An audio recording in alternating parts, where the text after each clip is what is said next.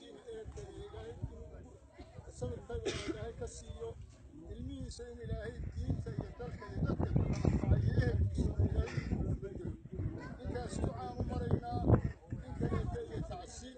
meeshaan wixii ka dhacay waa ogeydeen haddii ilaahay ninkaasaa u dhintay sababtiisiibaa gashay ninkii dilay waa la raadshay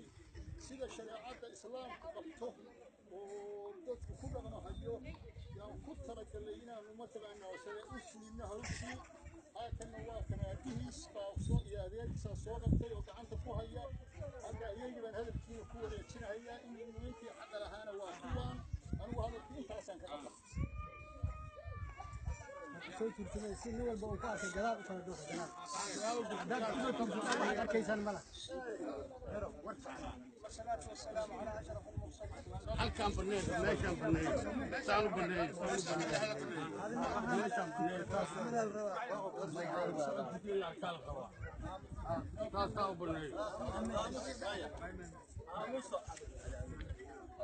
يا أيها الذين آمنوا اتقوا الله حق تقاته ولا تموتن إلا وأنتم مسلمون. يا أيها الذين آمنوا كتب عليكم القصاص في القتلى الحر بالحر والعبد بالعبد والأنثى بالأنثى ومن عفي له من أخيه شيء فاتباع بالمعروف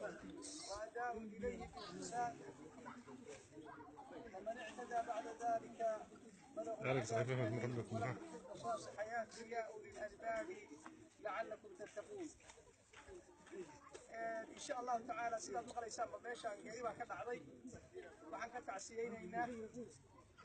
geeridii dhacday oo Mustafa marxuum Mustafa Allah u naxariisto Allah u naxariisto Allah u naxariisto jannadii Allah siiyo jannadii Allah siiyo jannadii Allah siiyo intaan Allah uga dawa naxariisto geeladii uu ka tagay agoontii caruurihii dadkii qaraabadii ilaahay gadaashiisa ma hojiyo ilaahay gadaashiisa ma hojiyo ilaahay gadaashiisa ha xifdiyo ilaahay ha ilaaliyo badda u khayr qaba Allah siiyo intaanan gelin waxaa hor iyo hor ah sida shareecada ah waxaa hadda ila taagan qaatilkii wax dilay iyo aabihii iyo awowgii iyo asagii gacanta ku hayaan marka waxaynu amraynaa in ay ku wareejiyaan waliyul maqtuulkii ninkii la dilay wiilkiisa eeye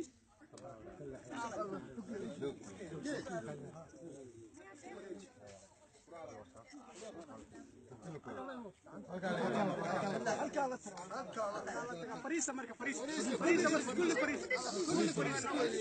لا نوي لي كل مركب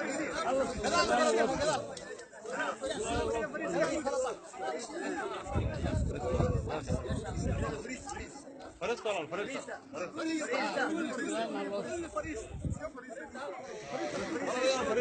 يلا فريسة ولا فريسة وين شكل ده كل فريسة بارك الله فيك لا فريسة وحوية واسدا لو وريتيي حقيبا كسو دغاي waa la wareejiyay wuxuu u leeyahay xaq inuu qasaasto oo wiilkiisii u dilo wuxuu u leeyahay xaq inuu diyo qaato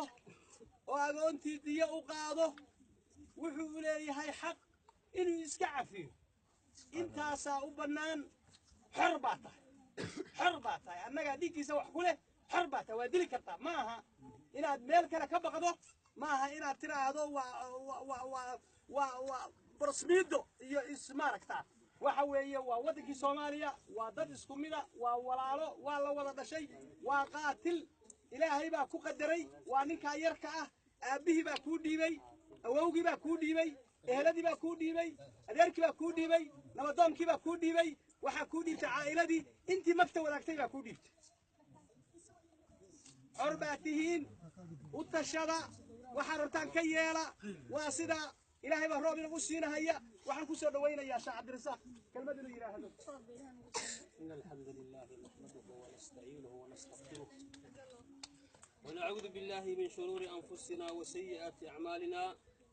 من يهده الله فهو المهتد ومن يضلل فلا هادي له وأشهد أن لا إله إلا الله وحده لا شريك له وأشهد أن محمدا عبده ورسوله. يا أيها الذين آمنوا اتقوا الله وقولوا قولا سديدا يصلح لكم أعمالكم ويغفر لكم ذنوبكم ومن يطع الله ورسوله فقد فاز فوزا عظيما. أما بعد قال الله تبارك وتعالى ولكم في القصاص حياة يا أولي الألباب لعلكم تتقون. ولا ليال إلهي سبحانه وتعالى بما هذا إسكاله horta marka koobaad waxaan isbarayaa dadkaan aqoonin anigu waxaan ahay in marxaan ahay leelka samee taas horta waa inaad ogaataan walaadkii leelka ka dhashay waa ka waad la hadlo xaqiisina waa u diiday xalay qaarkiina masaajidka inay joogeen baan u malaynay markaan masalada aanu ka hadlaynay maalinba marka hadalku meel buu leeyahay maanta xalay hadalkaygii baan ka hadlay haddeerna hadalkaygii baan ka hadlayaa waa marka koobaad horta naf walba goorta ay dhimanayso iyo sida ay u dhimanayso ilaahay baa ku qadaray subxaanahu wa tacaala naftana lama baajin karo sidii ilaahay ku talagalayna lagama baajin karo horta waa inaan taa ogaanaa aliimaan bilqadar khayrihi wa sharrihi naf walbaaba waxa ay kasbanayso ilaahay baa ku qadaray subxaanahu wa tacaala ninkaas ilaahay baa geeri ku qadaray dhintay allah u naxariisto qaatilkana musiibada inuu gacanta la galo ilaahay baa ku qadaray subxaanahu wa tacaala ilaahay shaqinimo iyo ayaan daro nooma qadaro ilaahay baanu taa ka magangelaynaa subxaanahu wa tacaala midda labaad nebi maxamed oo jooga calayhi salaatu wasalaam oo qur'aanku uu soo degayo yaa laysdile nin baa saasoo kale nin u dilay rasuulkoo dhex jooga calayhi salaatu wasalaam labada ninba saxaabi bay ahaayeen mu'miniinna waa ahaayeen waa wax ilaa teeriya waagaa soo dhacayay wax maanta hawshaasi bilaabatay ma haddaba sharciga ilaahay subxaanahu wa tacaala sida uu yahay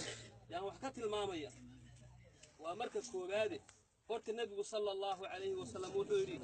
man qutila lahu qatiilun fa huwa bikhayri nadarayn qofkii qof laga dilo laba ikhtiyaar asagaa iska leh ima an yaqtula inuu disho wa ima an yahdiya inuu iibsado oo gato oo qisaaskiisii uu lacag u bedesho xaq asagaa u lahaa rasuulku sala allahu calayhi wasalam taasi waa mid xaqi ilaahay idin siiyey weeye caa'iladii iyo qoyskii uu ka dhashayna amarka ilaahay ayagoo qaadanaya waa dhiibeen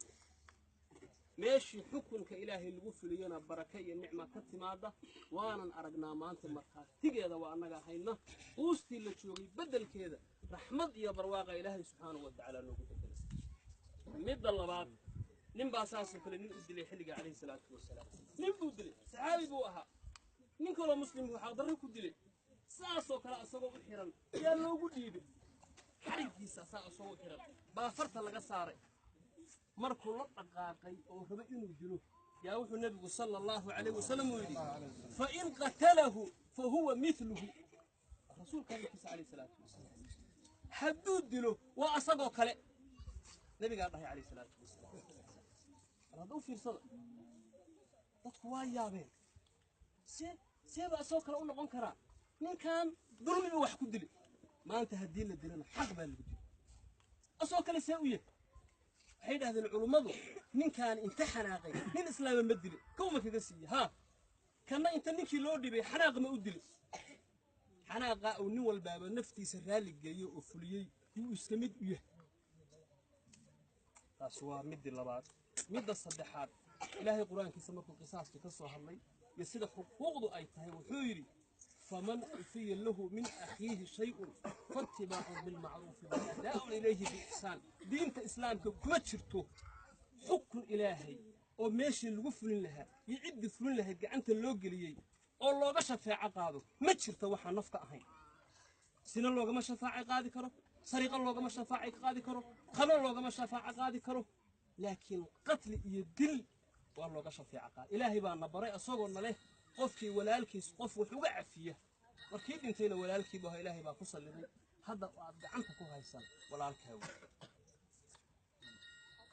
taa horta ogaada cuqdadiina baxday anta jareer baan ahayno waxaana la ku dilay قلدب أو أنا لك قبل ذيه وقد داسي بحضي نيكي هذا القلها واد مغلي السيد إنه يريد حر أدين كاو أنا ولا ولاد إسلاميات بانه واللي بدي إنما يدين دحية حالنا هذا الكلام لها إلهي بقى ما أنت هذا الكيبون وحوي إن الدشان وحكا خير بدل إن الإنسان وحايد كعب صليا أنا اللي قصعهين إن إسكع فسانه إلهي براد كعب فسان وأقدتان وأفرتان يعني إن كعب صليا إن الديدان أذنك إسكاله إن الديشان أذنك إسكاله هذا الكاس وصبح والسلام عليكم ورحمة الله وبركاته.